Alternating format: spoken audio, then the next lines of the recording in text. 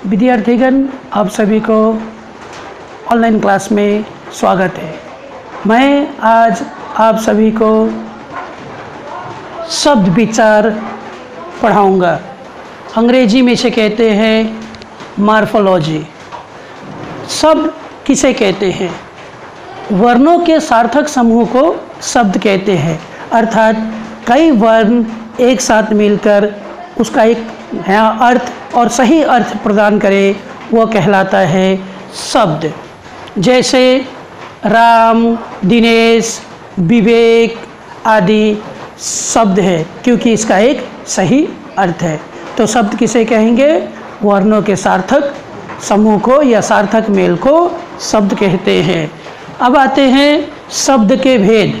अब शब्द के भेद रचना के या व्युत्पत्ति के आधार पर किए गए हैं, उत्पत्ति के आधार पर किए गए हैं, प्रयोग के आधार पर किए गए हैं, अर्थ की दृष्टि से किए गए हैं। तो आते हैं सबसे पहले रचना या व्युत्पत्ति के आधार पर शब्द भेद। 3 भागों में किया गया है, रूढ़, यौगिक और योग रूढ़। तो देखिए, रूढ़ शब्द एक ऐसा शब्द जिसको जब हम अलग करते हैं तो वो कोई अर्थ नहीं देता। जैसे दिन, दिन एक शब्द है, पर इसको हम अलग करके लिख देते हैं दी जोड़ न, तो इनका कोई अर्थ नहीं बनता। तो ये कहलाता है रूढ़ शब्द। अब यौगिक शब्द, यौगिक का अर्थ होता है जोड़ना। 2 शब्द जुड़कर एक बनते हैं। जैसे आप देखिए, उदाहरण के रूप में लिखा गया परोपकार, पर प्लस उपकार। पर मैंने दूसरे का, उपकार मैंने भला करना, तो दूसरे का भला करना परोपकार। ठीक है। इसी तरह से योग रूढ़, अर्थात इसमें क्या आता है, इसमें भी जोग किया जाता है, जोड़ा जाता है। इसमें एक शब्द और दूसरा रूढ़ शब्द होता है। तो अभी आप देखिए, उदाहरण के रूप में यहाँ दिया गया है हलधर, तो हल प्लस धर, पर इस योग रूढ़ में एक विशेष अर्थ प्रदान करता है। हल को धारण करने वाला कौन है? बलराम है। उस तरह से अब आते हैं उत्पत्ति के आधार पर शब्द के 4 भेद होते हैं, तत्सम, तद्भव, देशज, विदेशज। तत्सम शब्द जो शब्द संस्कृत का हो, जैसे आप एक उदाहरण स्वरूप देख सकते हैं दधी।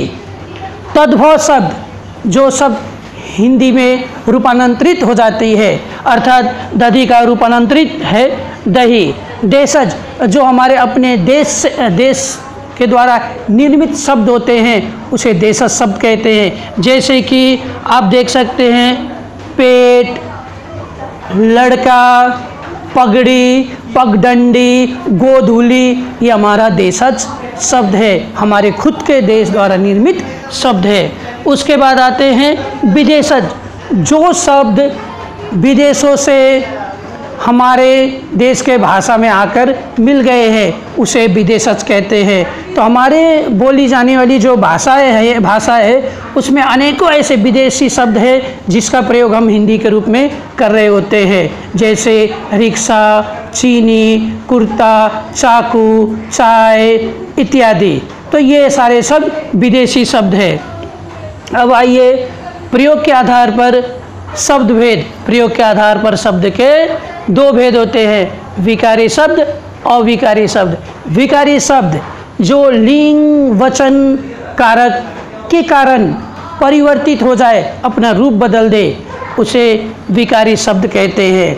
अविकारी शब्द वो शब्द एक ऐसा शब्द है जो किसी भी कारणों से परिवर्तित नहीं किया जा सकता, उसे अविकारी शब्द कहते हैं। आप यहाँ एक उदाहरण ले लीजिए, लड़का पुल्लिंग है तो उसकी स्त्रीलिंग बनाई जा सकती है लड़की। लड़का का वचन बदला जा सकता है लड़के। अविकारी शब्द और को ना स्त्रीलिंग के रूप में बदल सकते हैं, न वचन के रूप में बदल सकते हैं। तो इस तरह से विकारी शब्द जो बदल दी जाए, अविकारी शब्द जो नहीं बदले।